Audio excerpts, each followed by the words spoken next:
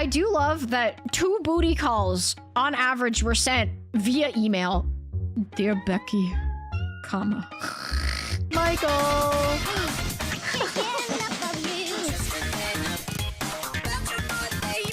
Welcome to Scuff Science Sunday. I am your host, Pomatomaster. Just like every Scuff Sunday, we will be delving in to the wildest papers that somehow got published. I don't know how. Don't know how these got published. Don't know why they got published. I don't know what thought process led to these experiments in the first place, but all I know is they were funded and they were written and they were published. Now, the first one is a meme, and I'm just going to give this to you because it's a good meme. It's not an actual paper.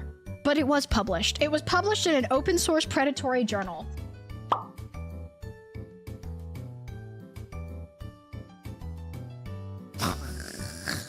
I present to you, get me off your fucking mailing list. Now this was actually published. Now mind you, this is open source, so it's not like super, no one super cares about this, but this was published. And it's just, you know, you got your introduction, you got Section 2, you know, you even got references. Graphs.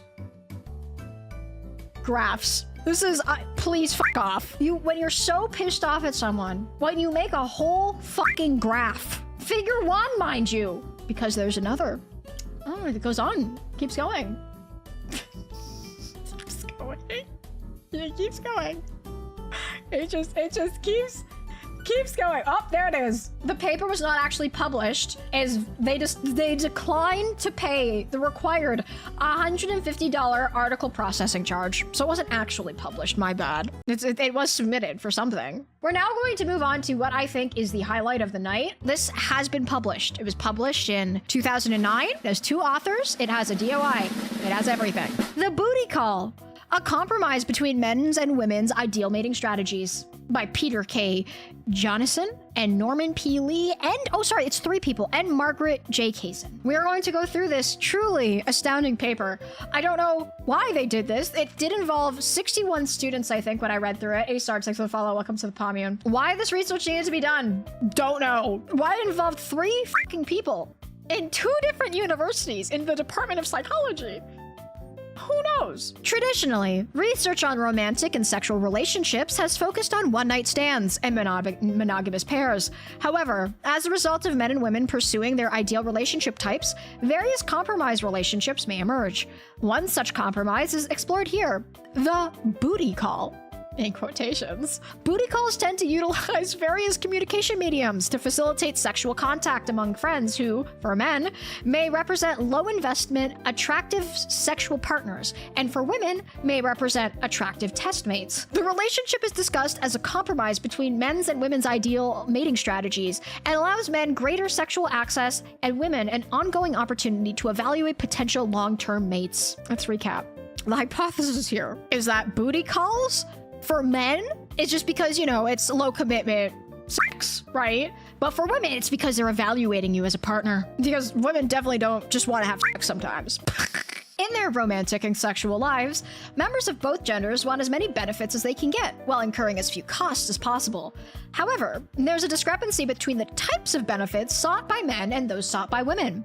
Men are more likely to seek access to numerous sex partners with minimal investment, whereas women place a greater emphasis on obtaining committed long-term mates. As men and women attempt to attain their ideal relationships, a competition or battle between the gender occurs. One possible outcome of this, or any other battle, is compromise. Here we investigate one potential compromise relationship, the quote-unquote booty call, which consists of both a low-cost sexual component suitable to men and familiarity with the possibility of further commitment that is favorable to women. It's a battle, guys. It's a PNR battle. I think that's more of a cultural thing than genetic. I think behavior of women was adjusted as birth control has become more common and reliable. I guess. But there are always going to be just women that enjoy sex, just like there's dudes that just enjoy sex. Although little research has been done on booty calls per se, gee, I fucking wonder why, it is clear that many casual sex encounters occur among friends who are not in a committed romantic relationship. For instance, Grello, Welsh, and Harper found that approximately 2/3 of the casual sex reported occurred among friends. They called this relationship pattern friends with benefits. So that's a scientific term. Whereas friends with benefits describes a relationship with relatively positive connotations. I don't know if that's true. Booty calls are a related type of relationship that takes on a much more negative connotation. In general, a booty call involves the solicitation of a non-long-term partner for the explicit or implicit intent of engaging in sexual activity, in contrast to one-night stands or hookups. I'm confused. Can't you have a booty call with the friend with benefits? The booty call often involves an underlying friendship, has some investment and longevity, and may be characterized by emotionally intimate acts such as kissing. Booty calls have also been discussed in qualitative work on sexual health, a national newspaper, as well as an examination of sexual themes in popular culture. This guy had a word minimum. Dude, do you see how long this is? I'm fully expecting to see for example, when discussing female promiscuity, you just need to look at the whore Jessica who cheated on me with Chad. Please, Jessica, I miss you. In this research, we had two overall purposes. First, we set out to obtain general descriptive measures on booty call initiation, acceptance, and rejection. Second, by examining characteristics of booty calls along these dimensions, we also sought to investigate specific aspects of booty calls that distinguish them from other relationships. If the booty call is a compromised relationship, as we have hypothesized, then some of its elements should be similar to those of short-term relationships, whereas other elements would be similar to those of long-term relationships. In addition, some features should distinguish booty calls from either extreme. The main issue of this study is that it's making a lot of assumptions as to why women do versus what men do with regards to sex and the needs and desires of both. Yes, this is assuming heterosexual relationships entirely. This paper seems to forget that any other type exists. There's literally no mention of any or other sort of sexuality besides a heterosexual relationship. So their prediction one, let's go over this again. Men are more likely to initiate booty calls than women are, and women receive booty calls more than they actually initiate them. And the most common method to initiate a booty call is with a phone. This is truly groundbreaking science. Oh my god. From a female perspective, oh, please tell me. Please tell me. An existing platonic relationship that becomes sexual may have a greater chance of transitioning to a long-term relationship than a relationship that immediately begins as sexual. I think that's true. Let me think about this. But that's not just from a female perspective. How is this just from a female perspective, though? Indeed, most casual sexual relationships occur among friends. And women may sample potential long-term mates from their friends. However, women, more than men, should consider other factors such as friendship and personality to be important when accepting booty calls. Congratulations, fellas. Fellas in chat. If you're looking to fuck someone, you're thinking about nothing but the fuck. Nothing else. But I, as a high-value woman, of course, I must consider other factors, of course. Yes, of course. Okay, now we're onto the methodology, everybody. In study 1, we investigated predictions 1 and 2 by asking participants to report on the frequency of booty calls they initiated and received, and the modes of communication involved, e.g., phone, text messaging, email, and online chat. Oh my god, the email booty call. Per my last booty call. 61 undergraduates, of which 69% of them were women. This is a meme paper. What do you mean 69% women who received extra credit in exchange for their participation from a University of Texas psychology course? A survey designed to assess numerous aspects of this was a survey. This was all based on surveys. Mean age of the participants was 19.6 years old. This was a first-year psych course. So not only is this whole study fucked in the first place, second of all, they are only using a very specific age range, which I would assume would be between the ages of like 18 and maybe 21. So this only is investigating these sorts of encounters in young people, as if this cannot happen in older people. And it's in Texas. Participants were administered a survey entitled Mating in the Modern Day. To provide a uniform definition, instructions stated that, for this survey, assume that a booty call is a communication initiated towards a non-long-term relationship partner with the urgent intent, either stated or implied, of having sexual activity and or intercourse. Imagine you're a student.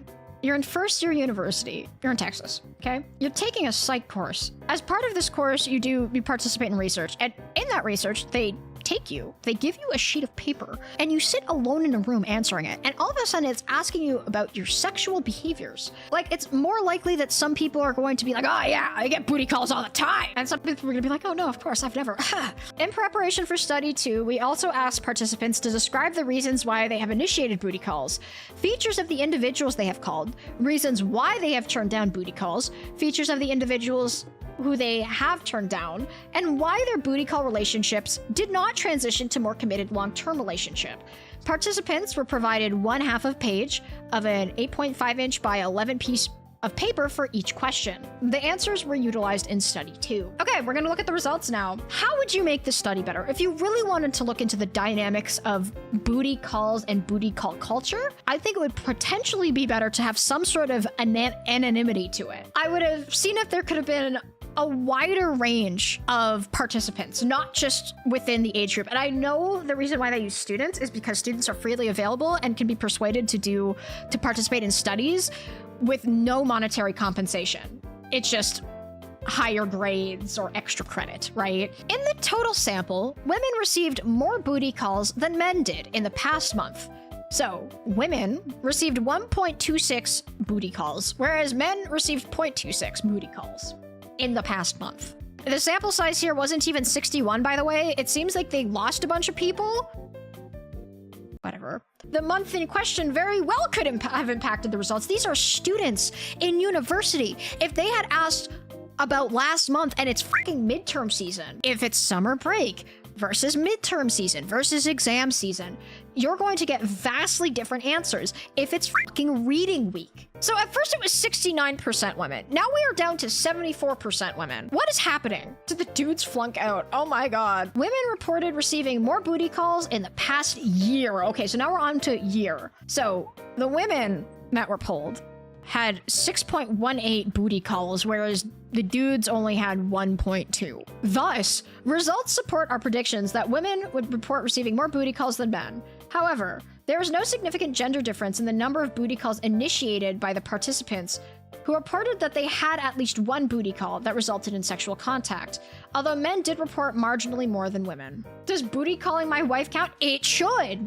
because booty calls are an action, not a relationship. It could be your wife, it could be your friend, it can be someone you barely know but you got their contact information. It could be someone you've known for years, it could be someone you've known for a week, it could be someone you've known for months. It doesn't really matter, because it's an action. I'm not understanding these stats, man. M5.27. So what, 5.27 of the booty calls were done via phone versus the rest of them, which were done by other methods? I do love that 2 booty calls on average were sent via email. Dear Becky, comma.